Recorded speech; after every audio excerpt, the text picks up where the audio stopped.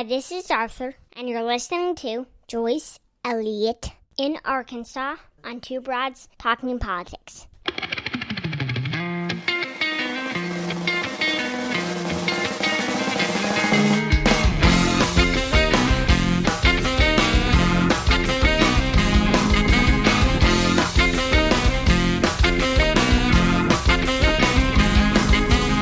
Are you listening? Hi, everyone. This is Kelly with Two Broads Talking Politics, and I am on today with Joyce Elliott, who is running for Congress in the Arkansas 2nd District and is currently a state senator in Arkansas. Hello, Senator Elliott. Hello, and thanks for having me. Yeah, I'm so excited to talk to you today. This race is one of a number of really exciting races around the country right now, is in the DCCC red to blue list, looks very flippable and would be very exciting. And I noticed as I was doing a little research before this that the entire federal representation of Arkansas right now is white Republican men, which doesn't seem like what it should be to be really representative. Yeah. So tell me a little bit about yourself and your history and why you are running for Congress. Well, one of the things that I have, since the time I had words for it, I knew that whatever happens in our state should be representative of the people in our state.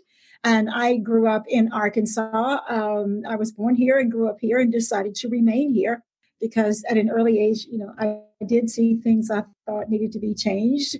And so as my commitment, I realized I wanted to have a career in public service, to do with my integrating a school, at age 15 and going through an experience that's the most wonderful thing in the world. But I did, out of that experience, I decided I would be a teacher and be the kind of teacher I thought every student should have, because I did not have that experience after integrating a school. It was not a welcoming environment, to say the least. So as a result of that experience and I became a school teacher, public service just became the through line of my life. And so when we are at a point now, as you said earlier, if you observed, our delegation is not representative of the people in our state. That same thing was true when we had schools that were separated. I knew then, and we were very aware that our schools were not representative of the people in our school district and in our part of the state. And I have always thought there was something very wrong with that who we are and who represents us should be reflective of one another. And as a teacher, I began to see things, in education that were the result of policies I thought I could have an impact on. And so that really propelled me to run for the state legislature. And it's so heartening to say that my running for office and being in office really has mattered. It also, too, draws me to suggest to other friends in elected office. You don't have to be elected, but you can. I was able to work with Democrats and Republicans to make some really huge changes in our state. But one thing as a teacher, I was a teacher for 30 years, and one thing I did see that I was able to really impact policy on, I taught AP classes, and my AP classes were very unrepresentative of the students in the school and in the state. I was able to pretty quickly work with other legislators and get a law passed to require that every student had access to AP classes. That was not the case when I showed up in the legislature. And as a teacher, a sitting teacher, when I did that, that meant I had a lot of gravitas when I spoke about it. But the bottom line is we got that changed and had a law that said that every school district had to offer AP classes to any student who wanted it. And then in the legislature later, we were the first state in the South to expand Medicaid so that 300,000 people in Arkansas who had never had health insurance has it now. And I'll point out, my opponent, French Hill, has voted 13 times, to get rid of it. And that's something that is very concerning to me. While I'm working for people to get health insurance, he's working against it. And the other really big thing that happened pretty quickly, we did not have, we don't, like most states, we don't have required kindergarten in the Constitution. But we were able to pass legislation and support that legislation with funding to create the number one kindergarten at that time in the country. So it makes a difference who's serving. And that's one of the reasons I want to go to Congress, because I know I can make a difference. I know how to work with people. As a teacher, you learn this or you fail. And so the skills are very much the same of learning how to collaborate, learn how to appreciate different ways of learning and kinds of opinions. So I really want to take those skills to Congress and have somebody who represents everybody in the second district, as opposed to my opponent, who's all about, he's Wall Street's favorite congressman and all about the people who are the most well-placed, and voted for a tax increase that's going to be permanent, for a tax increase that's going to be permanent for the middle class, but it will go away for those, that break itself will go away for those who are the most well-placed. So I really want to bring some common sense about working people, and so for working people who struggle every day to do the right thing. And it's been basically over a 50-year period of diminishing our attention to middle class and families who are struggling to get into middle class. There's really been about a 50-year period of our not paying attention to making sure they have the same opportunity as those that are, in the upper 10%. Yes, I want to talk some about this district, the Arkansas 2nd District. So this is the district that includes Little Rock, Arkansas. Yes. Reminds me, at least on paper, a little bit of maybe the Oklahoma 5th District that Kendra Horn flipped in 2018. That this is, certainly of the districts in Arkansas, the one that you would expect to be able to be flipped. So tell me a little bit about the district and the people who are there, what you're hearing from them. That is a very astute observation, because we're almost a replica geographically and demographically of that district. When I was looking to run for office, I did some studying about what it would take to win.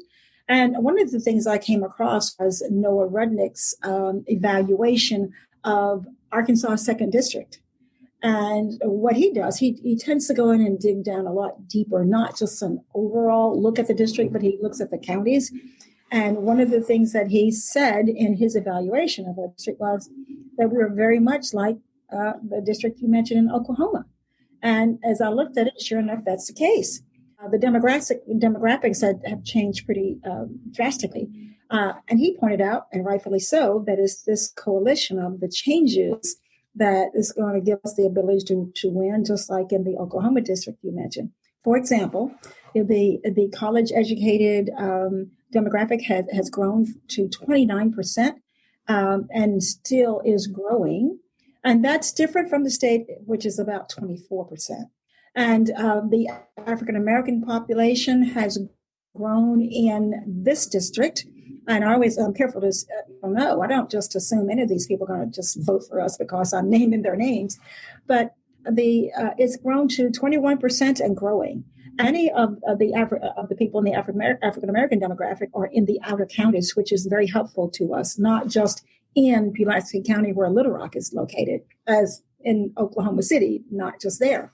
The other thing that's happened is we have seen those same changes with suburban moms who are now voting more Democratic, as opposed to, many of them supported Donald Trump, and they've just been turned off by all the negativity, that's out there. And we also have a growing population, a big growing population of millennials who have moved to our state from other places, but many of them have located in the outer counties because it is just less expensive to live there. You're probably aware of so many of the hardships millennials have now, starting with college debt, if they went to college. So that's been very helpful to us. And the last thing that is helpful, it's not a huge group, but the number of Hispanics or Latinos who are registered voters in our district has grown exponentially. And that's something people haven't paid that much attention to. So it is that coalition of folks that we know there's a pathway here for us to win. And I'm so excited that some of the most vocal, hardest working people in this campaign are those women that we were talking about. they are almost insatiable in their appetite to work hard to make sure we win this race, and that's a wonderful thing. So what I want people to really know about this district and about Arkansas, they tend to think that Arkansas has been red for a long time. We haven't. We were the last of the southern states, just like we were the first with Medicaid expansion. We were the last of the southern states to turn red. And the person who's in office right now has only been there since 2014. And this district had its first Congress person who was Republican, only elected in 2010. And that was because that was a part of the after effect of President Obama getting elected and the Tea Party, rising. But that has substantially waned in our district because of many of the things that I said to you about the coalition. But we have not been red for a long time. I think we first became all red maybe in 2012. And that's not a very long time.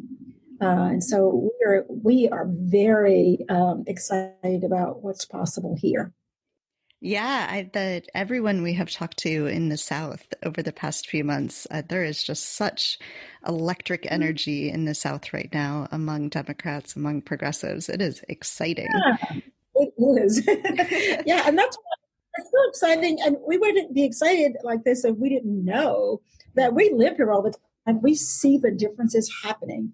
And sometimes when people are not paying that much attention, they tend to think, oh, that's Arkansas, and filling the stereotype. Yeah. No longer, people, no longer. So come with us. Yeah. And so I've been talking to people over the country and looking at the ways that people are dealing with campaigning during COVID. And I saw that you are doing these drive-in events, which is really interesting. Can you talk a little bit about what I think you tweeted the other day that honking is the new applause. So what do these events look like? This is how things have changed. When somebody honks at you, you should not be offended. It's a really good thing. Well, when we couldn't get out, and I'm not saying it's not true everywhere, but in the South, we tend to be so gregariously into one another. Somebody doesn't speak to you, you go, oh, aren't you going to stop and do that? So since we could not do that, we had to come up with different ways of connecting. And like everybody else, we've been doing the Zoom events. But we came up on this idea of making the back of the pickup truck the new stump. So, and some younger people have never even seen that, which is exciting because it's something new. What we do for these drive-ins, we had our very first one in one of the outer counties, not in the Little Rock area, and it was very successful in White County in Searcy. And what it means is that we block off an area and make sure there's distancing between the cars, and people will come and they have to park in a certain space. And as a person who's running for office, and I get a chance to get around I can go around and talk to them, and so I have to do a lot of walking, which is great. But I can keep a distance, wear my mask, and also talk individually. But when it comes time for the stump speech, that happens on the back of a pickup truck, with a megaphone or a microphone available. And so when somebody likes something, you say, I'm going to Congress to fight for you, and then honk, honk, honk, honk, honk, honk, that kind of thing. And it's really quite fun. I love it. And we have our second one coming up this weekend in one of the other outer counties in Saline County and Benton. And we're excited about the number of people who will show up there. But it is something new and different that we have been able to do that I think some other campaigns will start to do as well. We can still get close to people and be pandemically safe. And that's what we've been able to do with that. And I grew up, in a tiny little town called Willisville of 152 people. So the pickup truck was just a part of my life, So it's natural for me to get on the back of a pickup truck and talk to people. So that's something I don't even have to learn how to do, because we did that all the time. I love it. I love the creativity. So I know that the voter registration deadline in Arkansas is coming up pretty quickly.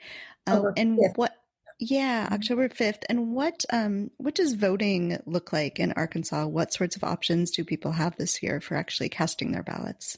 we were one of the states that did not give people the option of voting, absentee voting without an excuse. We had three things you could. And I made a proposal to our legislature early on to remove those excuses, so people did not have to decide, between their health and their democracy. And we have a legislature that is overwhelmingly Republican. And I'm happy to say I've been able to work with Democrats and Republicans to get a lot of things done. But it seemed with that proposal, there just does not seem to be an appetite to make it easy for people to vote. It seems so anti-small d Democratic to me. So it didn't pass.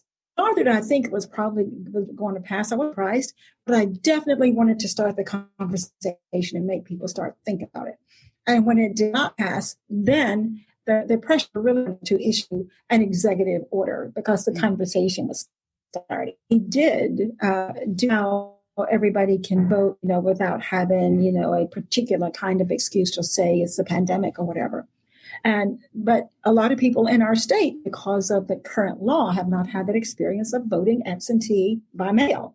So what my campaign did is we created a video to show people how to apply for a ballot, because so many people will pay more attention to a video than reading, all of the directions. Yeah. And that was really good for people. So because in Arkansas, first you have to apply for the ballot. And now we have created another video we will have the next day or two. Once you receive your ballot, here is how you fill out that ballot. Because for a lot of people, it looks like, a lot to do. And indeed, you can mess up if not careful. So we've created that video to show them how to vote.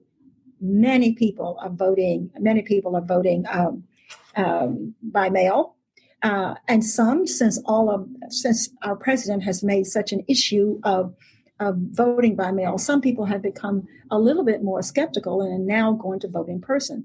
So I expect the early voting, which we have 2 weeks of, I expect early voting is going to be exponentially larger than it has ever been. And because we really are a state where we do a lot of early voting. And I suspect on election day, the lines might even be shorter than on early voting. But I am really encouraged by the number of people who understand what's at stake in this election. And I expect those numbers to be way up in our state, just as it will be in many other states. Yeah, absolutely. The lines we're seeing around the country already with people early voting are pretty remarkable to see that so far out. I saw those lines in Virginia, and I thought, is everybody in Virginia voting on the same day? Really? It was unbelievable. Yeah, great. Yeah, definitely. Yeah. So I want to ask about education too. You mentioned that you were a public school teacher. This pandemic, I think, has just exacerbated some of the challenges, the gaps we're seeing in education for students in different places. I think education largely has been left to states, but the pandemic certainly shows us that you can't just completely leave it to the states, that we need more oversight for that. What are some of the things that you would like to see Congress doing to really improve education around the country? Because we're probably not ever going to change that. Education is left to the purview of the states. That's fine. But I think Congress has really taken a backseat to doing what we could do to partner states to create world-class education systems in every state. Mm-hmm. And I think that's a mistake, a huge one, because more and more we know we have to compete globally. And we even say that to students without creating a world-class education system for them, no matter where they are. And a part of getting to that is going to have to be paying attention to our infrastructure, but particularly to our educational infrastructure, so that you make opportunities in your school, especially if you're in a rural area, to have access to that globally competitive education without, having to move to an urban area, because people should be able to thrive where they are. So I have been a part in the last 6 years. As a state legislator, I am a member of the National Conference of State Legislators. And as a part of that, when I was chair of the education committee at the national level, my Republican partner and I, because we always have a Democrat and a Republican as co-chairs, that was in 2012 when we persuaded, after the PISA results came out, and that's the one where everybody takes that PISA exam that will compare and contrast those who are doing the best in the whole world, which is where I want our students to be. Well, we convinced our executive committee and the president that we should study what those other countries are doing. And so since that time, we started in 2013, and we spent about we spent almost 2 years studying what the highest, we picked the top 10, what the highest performers are doing. And one of the things we found out early on, they said to us, when we started trying to grow a world-class education system, the role model for us was the United States of America. And because we were not where you are. And we just wanted to at least come even with you. We never thought about exceeding what you were doing. And one of the ways they exceeded what we were doing is we stopped being focused on our educational system, and we started just kind of piecing it up, do a part of this, run after this silver bullet, that silver bullet. So we spent 2 years on that, and we issued a report called No Time to Lose. And you can easily find that online if you just Google No Time to Lose. We issued it. It was 11 Democrats, 11 Republicans. So we wanted not to be biased at all. And so what I want us to do is look at reports like that, look at what's happening, the way we were forced to through a lens that was not about my politics, not about my biases, because that's what held us accountable, that we were 11 Democrats and 11 Republicans. And learn from the folks that are the best in the world now, because they just stopped. We just stopped. And I think integration was so much a part of when we integrated schools, we started dividing ourselves over that thing about race. And rather than coming together, we deliberately worked hard to keep ourselves apart. And I've worked my whole life deliberately trying to bring us together, because it is so difficult to have two separate school systems, whether we call it segregation or not. So what I want to take to Congress is this notion of how can we work with the states to create world-class education systems, and respectfully do that, because we know what to do. It's just a matter of whether or not we have the will, because in most state constitutions, all you're required to do is reach adequacy. Who is okay with saying, I want my child to have an adequate education as opposed to a globally competitive education? And as a teacher and as a legislator and as a parent and a grandparent, I have the bona fides to talk about this in a way that I think will not be something that is contrived or prof, because if our kids are going to be competitive in the world, we have to prepare them to be. And I think that's where we're missing it. We just keep chasing bright, shiny objects. But what we know is we need school systems that have high standards, that are with a coherency to them, and that we have accountability, not accountability in terms of testing, because that's not what most of the highest performers do, but accountability in terms of starting with equity. And one of the defining things about these schools in these other countries, people always talk about Finland, and we studied 10, but that included Canada, just a moment from us. The defining thing they start with, every child will start to school in an equitable position to be able to soar from there. So they start looking way back before a child starts to school. And that's one of the things I was proud of with the pre-K, but they go back even farther than that. So it needs to be something that is coherent and well-aligned standards, and there's an accountability that we are inputting, not output. We are inputting what we need to into the system, that we don't have to worry so much about the output. But it is a really sneaky kind of thing to do, to say, all I care about is the output. I don't care about what you do, what you think. I just want to see what did you produce. That's easy to do. What is not so easy to do is make sure you have the right input, so that when you hold yourself accountable too, when you start talking about the outputs. And that is what happens in the other countries. And I think we can really learn from that.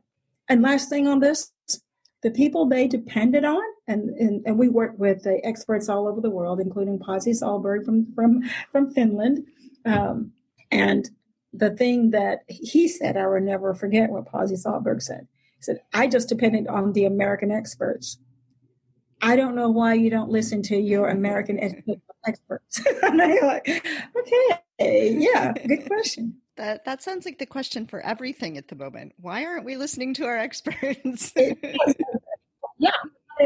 This thing about not listening to experts run very deeply into the side of I know best, particularly because I'm in office. In an office does not an expert make you. So, we need to change that. Yeah. So if our listeners want to help you flip this seat, get someone who actually knows something about education into Congress, how can they help you? Well, I tell you what, I'm so glad you asked that so I didn't have to just force it on to you. So that's helpful. If people want to be helpful, I hope you will, because this campaign has really been fueled by people around the country. And I'm really, really happy about that. You can go to joyceelliott.com. And if you click on Get Involved, that it has a list of ways you can be involved, no matter where you live. Because it's, again, for example, phone banking is not what it used to be. It is now virtual. And we have a really, really good people in our field who will train you how to be a phone banker, using Zoom.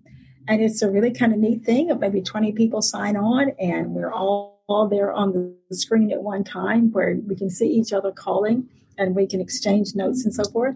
So we can chat during that time if somebody has a question. And it gets you away from the notion everybody has great intention of just give me 50 names, I'm going to go home and call. Well, that almost never reaches fruition because other things get in the way. But you just have real-time accountability for one another. And that's one of the big things we need. People can always make contributions because anybody who says you don't need money to run races, I'm telling you that's a dream that we all have. But that's exactly what it is. Yeah. But there are any number of ways that's listed there, depending on where you are, that you can get involved. And that would be great if you did. Excellent. We'll put some links up on our website. Is there anything else that you wanted to make sure we talk about? There's not, except I want people to be encouraged in this time when so much is going wrong. We got into the predicament we're in primarily by one vote at a time, because all of us had one vote when we created the opportunity for folks that we think are not running this country that we should, with one vote at a time.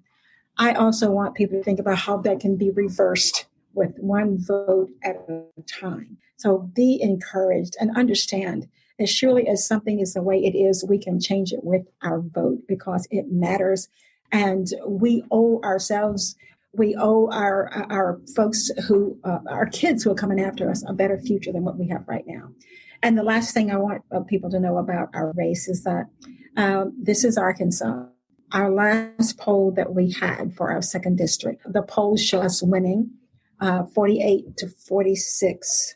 We, in states that you think are red and you think there's not hope, we're winning 48-46 over an incumbent. So there is reason to be hopeful.